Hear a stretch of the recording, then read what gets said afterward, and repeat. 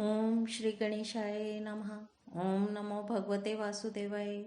श्रीमद् भागवत में अष्टम स्कंध 9वां अध्याय प्रारंभ करते हैं। मोहिनी रूप से भगवान के द्वारा अमृत बांटा जाना। श्री सुखदेव जी कहते हैं, परीक्षित, असुर आपस के सद्भाव और प्रेम को छोड़कर एक दूसरे की निंदा कर रहे थे और डाकू की तरह एक दूसरे के हाथ से अमृत का कलश छीन रहे थे। इसी बीच में उन्होंने देखा कि एक बड़ी सुंदरी स्त्री उनकी ओर चली आ रही है। वे सोचने लगे, कैसा अनुपम सौंदर्य है, शरीर में से कितनी अद्भुत छटा छिटक रही है। तनिक इसकी नई उम्र तो देखो। बस अब वे आपस की लाग डांट भूलकर उसके पास दौड़े गए। उन लोगों ने कामोहित होकर उससे पूछा, कमल नयनी, तुम कौन हो, कहाँ से आ रही हो, क्या करना चाहती हो? सुंदरी, तुम किसकी कन्या हो? तुम्हें देखकर हमारे मन में खलबली मच गई है। हम समझते हैं कि अब तक देवता, दैत्य, सिद्ध, गंधर्व, चारण और लोकपालों ने भी तुम्हें स्पर्श तक न किया होगा, फिर मनुष्य तो तुम्हें कैसे छू पाते? सुंदरी, अवश्य ही विधाता ने दया करके शरीरधारियों की संपूर्ण इंद्रियों एवं मन को तृप्त करने के लिए तुम्हें यहाँ भेजा है। मानिनी, वैसे हम लोग एक ही जाति के हैं, फिर भी हम सब एक ही वस्तु चाह रहे हैं, इसलिए हम में डाह और वैर की गांठ पड़ गई है। सुंदरी, तुम हमारा झगड़ा मिटा दो। हम सभी कश्यप जी के पुत्र होने के नाते सगे भाई हैं। हम लोगों ने अमृत के लिए बड़ा पुरुषार्थ किया है। तुम न्याय के अनुसार निष्पक्ष भाव से इसे बांट दो, जिससे फिर हम लोगों में किसी प्रकार का झगड़ा न हो। असुरों ने जब इस प्रकार प्रार्थना की, तब लीला से स्त्री वेश धारण करने वाले भगवान ने तनिक हंसकर और तिरछी चितवन से उनकी ओर देखते हुए कहा। श्री भगवान ने कहा, आप लोग महर्षि कश्यप के पुत्र हैं और मैं हूं कुलटा। आप लोग मुझ पर न्याय का भार क्यों डाल रहे हैं? विवेकी पुरुष स्वेच्छाचारिणी स्त्रियों का कभी विश्वास नहीं करते। दैत्यों, कुत्ते और व्याभिचारिणी स्त्रियों की मित्रता स्थायी नहीं होती। वे दोनों ही सदा नए नए शिकार ढूंढा करते हैं। श्री सुखदेव जी कहते हैं, परीक्षित, मोहिनी की परिहास भरी वाणी से दैत्यों के मन में और भी विश्वास हो गया। उन लोगों ने रहस्यपूर्ण भाव से हंसकर अमृत का कलश मोहिनी के हाथ में दे दिया। भगवान ने अमृत का कलश अपने हाथ में लेकर तनिक मुस्कुराते हुए मीठी वाणी से कहा, मैं उचित या अनुचित जो कुछ भी करूं, वह सब यदि तुम लोगों को स्वीकार हो तो मैं यह अमृत बांट सकती हूँ। बड़े बड़े दैत्यों ने मोहिनी की यह मीठी बात सुनकर उसकी बारीकी नहीं समझी, इसलिए सबने एक स्वर से कह दिया, स्वीकार है। इसका कारण यह था कि उन्हें मोहिनी के वास्तविक स्वरूप का पता नहीं था।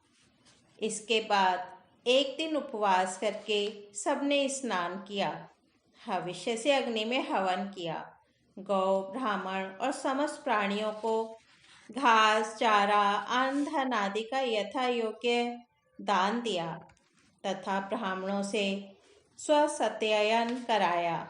अपनी अपनी रुचि के अनुसार सबने नए नए वस्त्र धारण किए और इसके बाद सुंदर सुंदर आभूषण धारण करके सबके सब उन कुशासनों पर बैठ गए जिनका अगला हिस्सा पूर्व की ओर था।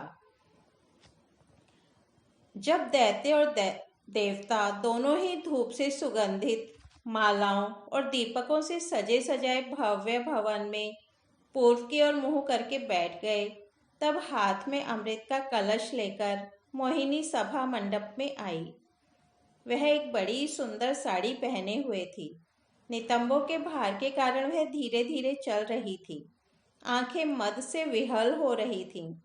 कलश के समान स्तन और गजा शावक की सूंड के समान जंघाएं थीं। उसके स्वर्ण नूपुर अपनी झनकार से सभा भवन को मुखरित कर रहे थे। सुंदर कानों में सोने के कुंडल थे और उसकी नासिका, कपोल तथा मुख बड़े ही सुंदर थे। स्वयं पर देवता भगवान मोहिनी के रूप में ऐसे जान पड़ते थे मानो लक्ष्मी जी की कोई श्रेष्ठ सखी वहां आ गई हो। मोहिनी ने अपनी मुस्कान भरी चितवन से देवता और दैत्यों की ओर देखा तो वे सबके सब मोहित हो गए। उस समय उनके स्तनों पर से आंचल कुछ खिसक गया था। भगवान ने मोहिनी रूप में यह विचार किया कि असुर तो जन्म से ही क्रूर स्वभाव वाले हैं। इनको अमृत पिलाना सर्पों को दूध पिलाने के समान बड़ा अन्याय होगा। इसलिए उन्होंने असुरों को अमृत में भाग नहीं दिया। भगवान ने देवता और असुरों की अलग अलग पंक्तियां बना दी और फिर दोनों को कतार बांधकर अपने अपने दल में बैठा दिया। इसके बाद अमृत का कलश हाथ में लेकर भगवान दैत्यों के पास चले गए। उन्हें हाव भाव और कटाक्ष से मोहित करके दूर बैठे हुए देवताओं के पास आ गए तथा उन्हें अमृत पिलाने लगे, जिसे पी लेने पर बुढ़ापे और मृत्यु का नाश हो जाता है। परीक्षित, असुर अपनी की हुई प्रतिज्ञा का पालन कर रहे थे। उनका स्नेह भी हो गया था और वे स्त्री से झगड़ने में अपनी निंदा भी समझते थे, इसलिए वे चुपचाप बैठे रहे। मोहिनी में उनका अत्यंत प्रेम हो गया था। वे डर रहे थे कि उससे हमारा प्रेम संबंध टूट न जाए। मोहिनी ने भी पहले उन लोगों का बड़ा सम्मान किया था, इससे वे और भी बंध गए थे। यही कारण है कि उन्होंने मोहिनी को कोई अप्रिय बात नहीं कही।